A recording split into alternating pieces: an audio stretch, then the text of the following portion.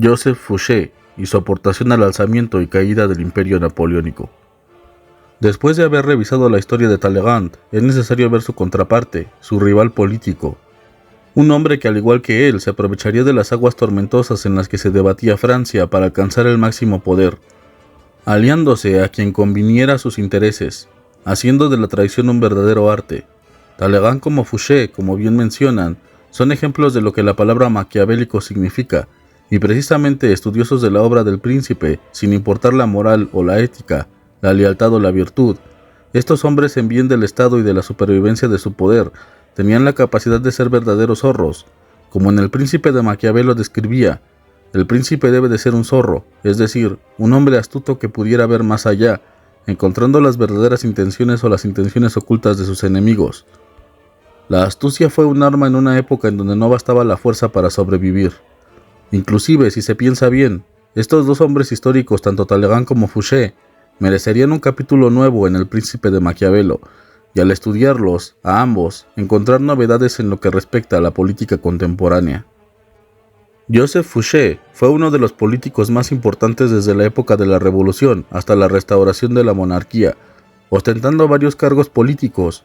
Uno de los más importantes sería el jefe del Ministerio del Interior de Francia, un ministerio de reciente creación en el Imperio Napoleónico, el cual sería referente de otras naciones en el mundo, teniendo como principal objetivo la represión como la pacificación de la nación francesa, encargándose de los asuntos internos de Francia, utilizando el espionaje para este objetivo, como en su momento se usaría en la Gestapo en la Alemania nacionalsocialista, o como los rurales en el caso de México y el gobierno de Porfirio Díaz, o como la KGB o la denominada Checa en la URSS, siendo estos policías encubiertos agentes que buscaban encontrar y aprisionar o eliminar las amenazas en contra del régimen. Como disidentes o simpatizantes de políticos o de políticas contrarias al régimen, así como frustrar atentados. Fouché nacería en 1759 en el seno de una familia que, a diferencia de Talleyrand, no tenía nada de noble, pues era una humilde familia de pescadores. Durante su niñez fue endeble y enfermizo. Ingresaría a una congregación como religioso, llamada la Congregación del Oratorio. Fue allí donde comenzaría sus estudios y en donde más tarde enseñaría latín, matemáticas y física. Allí pasaría 10 años en la enseñanza hasta abandonarla para dedicarse a la política. Su biógrafo ya desde el principio es capaz de ver en esta actitud desarraigada la carrera que Fouché llevaría en su vida, siendo un hombre que no se ata a ninguna ideología o a ninguna religión, mucho menos a ningún hombre. Como él mismo lo explica, ya en el primer escalón de su carrera, el más bajo, se pone de manifiesto un rasgo característico de su personalidad, su aversión a vincularse plenamente, irrevocablemente, a alguien o a algo. Lleva ropa eclesiástica y tonsura, comparte la vida monacal de los otros clérigos. Durante esos 10 años de oratoriano, en nada se distingue, externa e internamente, de un sacerdote, pero no toma las órdenes mayores, no toma ningún voto. Como siempre, en cualquier situación, se deja abierta la retirada, la posibilidad de la transformación y el cambio. También a la Iglesia se entrega solo temporalmente y no por entero, como tampoco lo hará después a la Revolución, al Directorio, al Consulado, al Imperio o a la monarquía. Joseph Fouché no se siente obligado a ser fiel de por vida, ni siquiera a Dios, no digamos a un hombre. La habilidad de Fouché en la política se centra en intentar garantizar su propia supervivencia dentro de la misma, independientemente de quién sea el que en aquel momento tenga el poder. Siendo ambicioso, es audaz, frío, ambiguo, impenetrable. Es difícil saber qué es lo que quiere, en qué piensa, y por lo tanto, al ser impredecible así como flexible, es peligroso. Fouché no tenía personalidad, es por ello que demostraba gran agilidad. Un día podría estar a favor y el otro en contra, haciendo de esto una de las importantes leyes del poder y una estrategia notable en la política moderna. No hay más lealtades más que a los intereses de uno mismo. Para permanecer en la política es necesario que el político sea capaz de cambiar de opinión, de no ser hostil con sus enemigos ni tampoco demasiado amigable con los amigos, porque en el futuro puede ser amigo de sus enemigos y enemigo de sus amigos. En donde quiera que se halle el poder, así sea en la derecha o en la izquierda, el político sagaz, hábil de nuestros tiempos y de aquellos tiempos, debe saber moverse de un lado a otro, usar una retórica u otra de manera que se puede estar en contra y a la vez a favor. Esta es la política de la contradicción. A pesar de estar en contra, dejar espacio, con sutileza, para estar después a favor. El político como Fouché es como el agua, no tiene una forma definida hasta que es vaciado en algún recipiente, y es que toma forma. Es como el marino que sigue las corrientes y los vientos que le son favorables. Fouché, por lo tanto, no destacaba mucho, se mantenía en las sombras y era allí donde operaba. No era de aquellos que deseaban ser el centro de atención, con discursos acalorados en las tribunas. Se dedicaba a mover los hilos por detrás de los políticos, de tribunas y oradores, con pequeños movimientos silenciosos, casi imperceptibles, pues no siempre el que está al frente del poder, aquel que muestra la cara, es el que realmente lo ostenta, pues atrás de los poderosos otros hilos se mueven donde los verdaderamente poderosos no destacan. Como bien mencionaría Voltaire, los verdaderamente poderosos e importantes buscan pasar desapercibidos. Los que son nadie buscan siempre llamar la atención. Esto es algo que se debe de tener en cuenta y que he cuestionado en la mayoría de la población que ven al presidente de un país la máxima autoridad política del mismo. Y en teoría es así, pero en la realidad hay muchos intereses en juego, y un presidente e inclusive un rey o un emperador como Napoleón no pueden hacer su voluntad, pues hay otras voluntades que les impiden hacer la suya. De modo que si algo sucede en tu país, no se lo cuestione solo al presidente o a la supuesta máxima autoridad del mismo. Muy probablemente sea solo el rostro, la máscara, la marioneta que es movida por quienes en verdad ostentan el poder y quienes no conoces, o pasan desapercibidos, como el caso de Fouché. Era por ello que para Fouché era más placentero el saber que aún sin destacar, el poder lo controlaba desde las sombras, recibiendo gran satisfacción en ello. Uno de los actos que haría Fouché fue el provocar la caída del incorruptible de Francia, de quien en aquel momento tenía todo el poder político, Maximilien Robespierre, poniendo fin a la época del terror en 1794, tan solo una muestra de la forma en la que los grandes caen ante los insignificantes, o ante aquellos que se piensa son insignificantes. La Revolución Francesa fue una gran oportunidad. ¿Cómo si no, un hombre como Fouché o como el mismo Napoleón hubiesen logrado tantas cosas siendo de baja cuna, o un noble venido a menos? La Revolución Francesa trastocó los cimientos del poder, e hizo que aquellos que nunca pudieran aspirar a posiciones de poder lo obtuvieran, no sin antes tratar de sobrevivir a las dificultades que la revolución provocó. De la dificultad nace la oportunidad.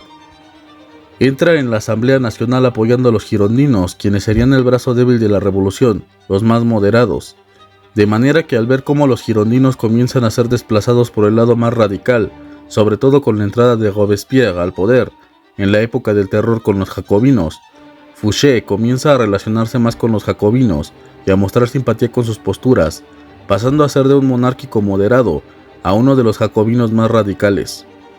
Actitud que le valdría un puesto en el Comité de Salvación Pública, siendo uno de los que votaría por la ejecución del rey Luis XVI.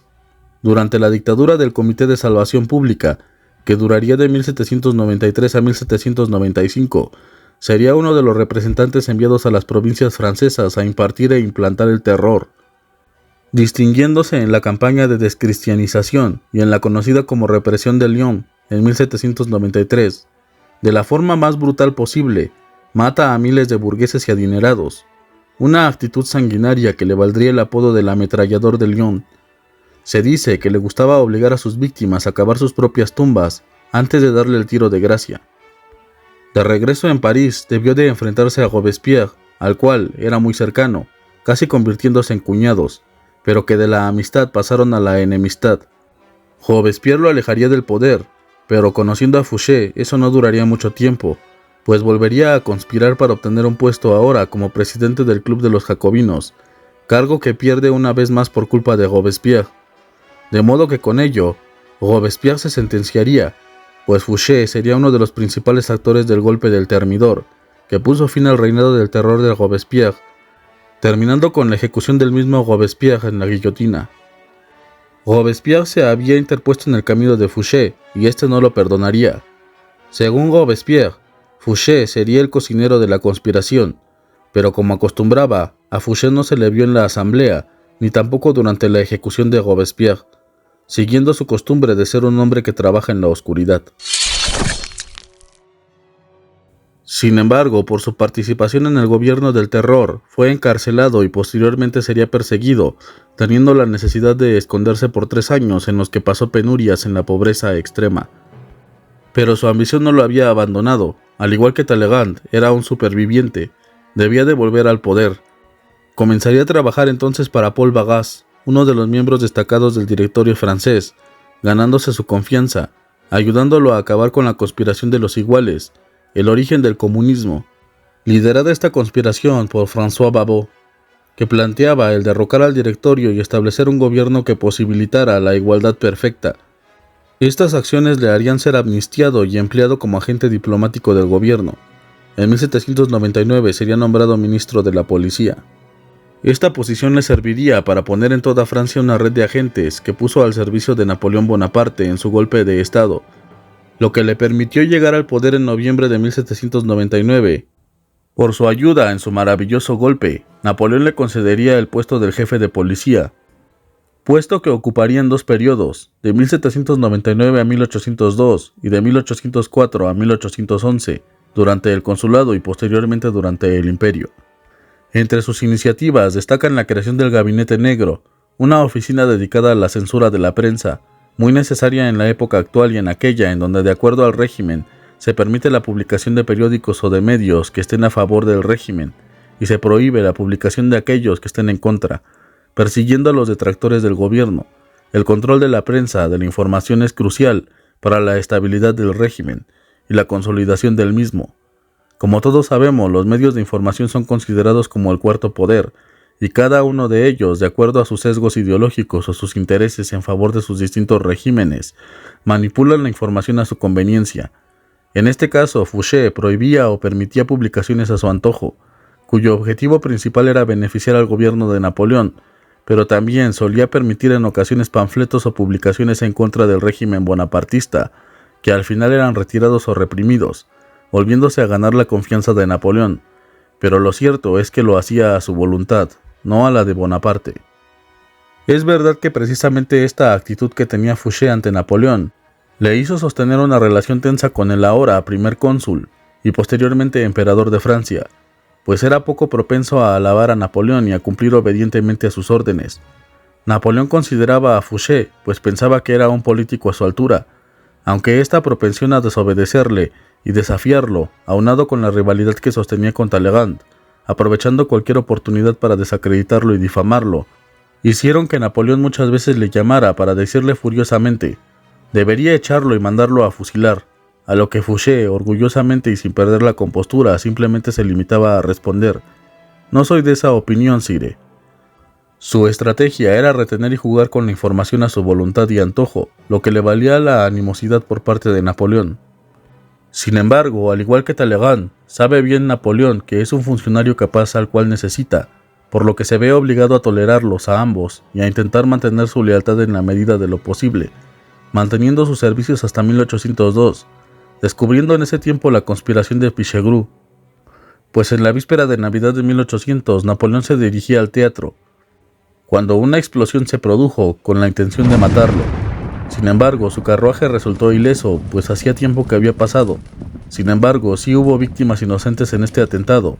Fueron 40 personas las que murieron como resultado. Napoleón, furioso, reclama públicamente a Fouché de no haber sabido detener este atentado, y Napoleón culpa a los jacobinos de este desastre, lo que pone en mala posición a Fouché, quien insiste que no fueron los jacobinos sino los realistas. Napoleón no está de acuerdo y le impide a Fouché que investigue a los realistas. Sin embargo, Fouché hace la investigación de todas formas y encuentra a los responsables. Efectivamente, Fouché tenía razón, y Napoleón, ridiculizado, debe de aceptar la valía de Fouché. Sin embargo, se desharía de él en el año de 1802, eliminando el Ministerio de Policía y dándole a Fouché como retiro 2 millones de francos, nombrándolo senador con todos los honores. Tras su despido de 1802 a 1804, Fouché se dedicó a amasar una enorme fortuna que lo convertirían en el hombre más rico de Francia, pues utilizaba la información privilegiada que tenía para influir en el mercado bursátil, manipulando a su vez el ánimo de los inversores. Tras coronarse emperador de los franceses, Napoleón ve la necesidad de protegerse ante las conspiraciones que prevé en su contra, de manera que vuelve a solicitar los servicios de Fouché como jefe de la policía. Napoleón invade España en 1808, y tras esta invasión que viola el derecho internacional, muchos se oponen a la decisión de Napoleón, siendo este el tiempo en el que más conspiraciones se planean en su contra, y Fouché demuestra su valía al destapar muchas de ellas. La campaña española se complica demasiado, y es donde las primeras grandes derrotas de un ejército que se consideraba hasta entonces invencible se producen. Napoleón se encuentra en Valladolid cuando recibe informes que los hasta ahora rivales políticos, Fouché y Talleyrand, se han visto en reuniones secretas y parecen ser ahora aliados. Napoleón teme que estén conspirando en su contra. Es entonces que lleva a juicio a Talleyrand y lo cesa de su cargo como ministro de Relaciones Exteriores, y es allí donde Talleyrand diría: «Qué lástima que un hombre tan grande sea tan maleducado». A Fouché lo mantiene en su puesto, pero lo cita en secreto y le demuestra la necesidad que tiene este de él. Es en el año de 1809 cuando Fouché demuestra todo su genio, pues Napoleón se encuentra en aquel momento en Austria con su ejército, de manera que Francia está completamente vulnerable de manera defensiva. Le llegan rumores que señalan que Inglaterra planea un desembarco en los Países Bajos y en Bélgica para atacar Francia y deshacerse de una vez por todas de su acérrimo enemigo. Trasladando esta información al gobierno, que temiendo contrariar a Napoleón, le informa pero no hace nada al respecto. Fouché entonces toma la decisión de levantar las levas, decidiendo defender Francia por su cuenta, llama a filas a miembros licenciados de la Guardia Imperial y recluta nuevas tropas que coloca al mando del general Bernadotte. La maniobra resulta en un rotundo éxito, recibiendo el ejército inglés un terrible descalabro militar al derrotarlos.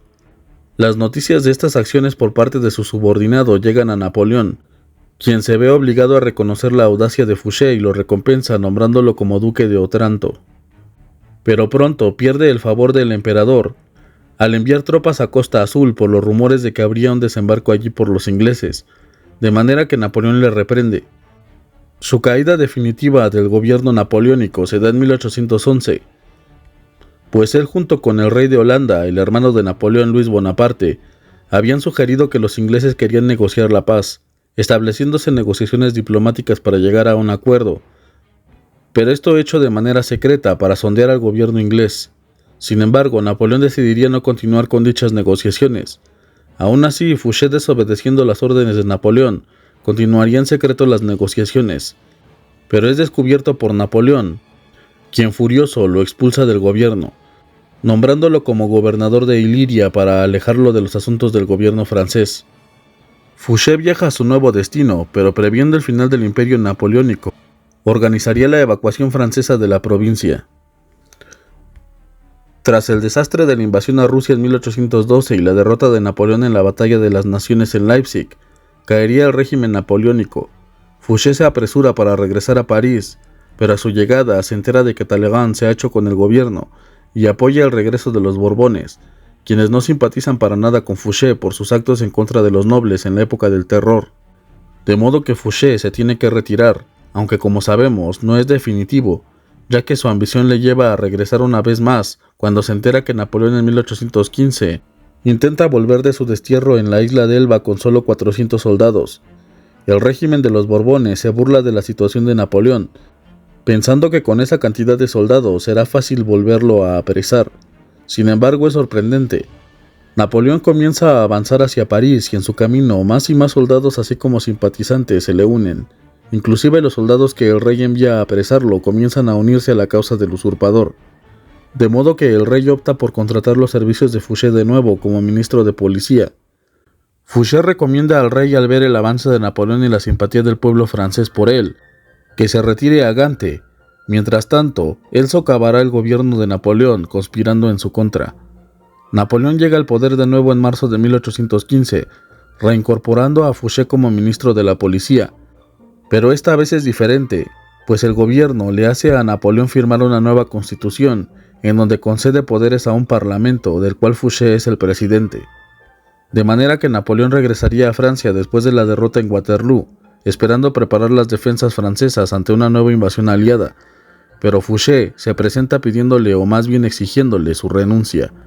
Napoleón entonces es traicionado por Fouché, con el cual llega a un acuerdo para su abdicación, en nombre de su hijo Napoleón II. pero Fouché acepta pactar con los Borbones para rechazar la sucesión de Napoleón en favor de Luis XVIII, todo por la promesa de obtener un cargo en el nuevo gobierno. Con la entrada de las tropas aliadas a París le entrega el poder a Luis XVIII. En los juicios de Napoleón, él mismo se expresa de Fouché como un mal necesario. Estas serían sus palabras: este era un hombre, sin comparación, más malo que Robespierre. Su venalidad no era tan manifiesta como la de Talleyrand. Había sido un terrorista, uno de los jefes de la facción jacobina. Traicionó y sacrificó sin remordimiento a todos sus antiguos camaradas o sus cómplices. La intriga le era tan necesaria como el alimento. Intrigaba en todo tiempo, en todas partes, de todos modos y con todo tipo de personas. Jamás se descubría cosa alguna en que no se estuviera seguro de encontrarlo complicado en algo. No se ocupaba sino en andar tras otro. Su manía era querer ser de todo. Siempre en los zapatos de todo el mundo. Jamás me ha engañado. Fouché era un hombre que os hubiera arrancado todos vuestros secretos con aire de calma y de desinterés. Era muy rico, pero sus riquezas eran mal adquiridas. Existía en París un impuesto sobre las casas de juego que estaba destinado a los hospitales e importaba algunos millones.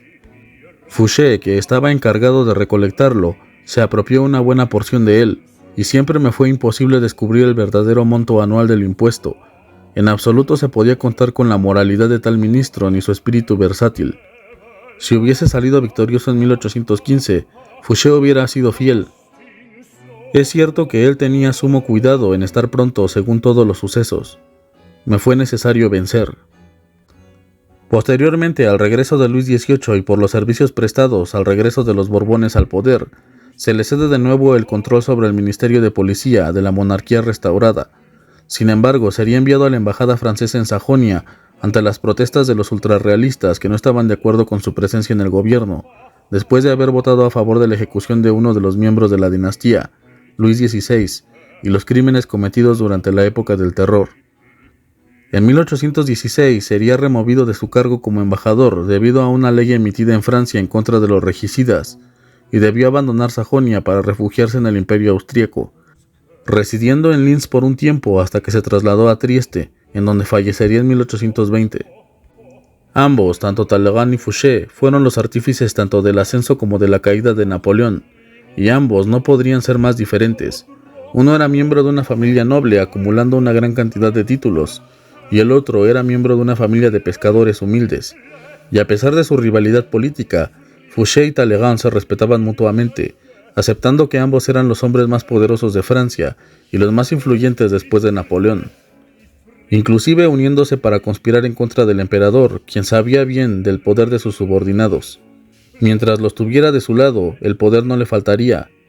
Pero dos hombres astutos que se mueven en las sombras, manejando los hilos del poder a su antojo, son difíciles de controlar, de manipular, de modo que finalmente ambos fueron los que tejieron las redes con las cuales cayó el imperio francés, desempeñándose con maestría en sus respectivas funciones, por un lado en la diplomacia y por el otro manejando la policía y el espionaje.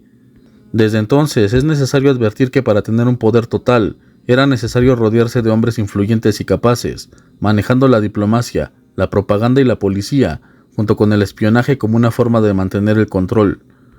Ríos de tinta han corrido, y varias hojas se han amontonado con las lecciones que el imperio napoleónico dejó en la historia, siendo el arquetipo del Estado moderno. Seguramente Maquiavelo, si hubiera existido en aquella época, los hubiese tomado como ejemplo de cómo debe de ser un príncipe, y más capítulos hubiese añadido a su obra. Tanto Talleyrand como Fouché son el ejemplo de políticos que quieren mantener a cualquier costo el poder, siendo unos verdaderos sobrevivientes en el escabroso tiempo en el que les tocó vivir, que les dio oportunidades a través de la adversidad, sabiendo convertir las dificultades en verdaderas ventajas, sobreviviendo a la revolución, al terror, al imperio y a la restauración. Tanto Robespierre como Napoleón intentarían en algún momento amenazar de muerte a Fouché, y aún a pesar de sus ánimos contra él, no lograron por múltiples cuestiones cumplir sus amenazas. Pues sabían bien que lo necesitaban. Esa fue su mayor ventaja, el hacerse necesario en un tiempo en el que muchos eran prescindibles. Como menciona Zweig, los gobiernos, las formas de Estado, las opiniones, los hombres cambian, todo se precipita y desaparece en este furioso torbellino del cambio de siglo. Solo uno se queda siempre en el mismo sitio, al servicio de todos y de todas las ideas. Joseph Fouché. Si se quiere saber más sobre la vida de Fouché, recomiendo que lean el libro de Stefan Zweig, Fouché el genio tenebroso, y también Fouché, el retrato de un hombre político. En fin, ¿y tú qué piensas? ¿Conocías a este personaje histórico? ¿Crees que Fouché fue un traidor? ¿Qué opinión tienes de él?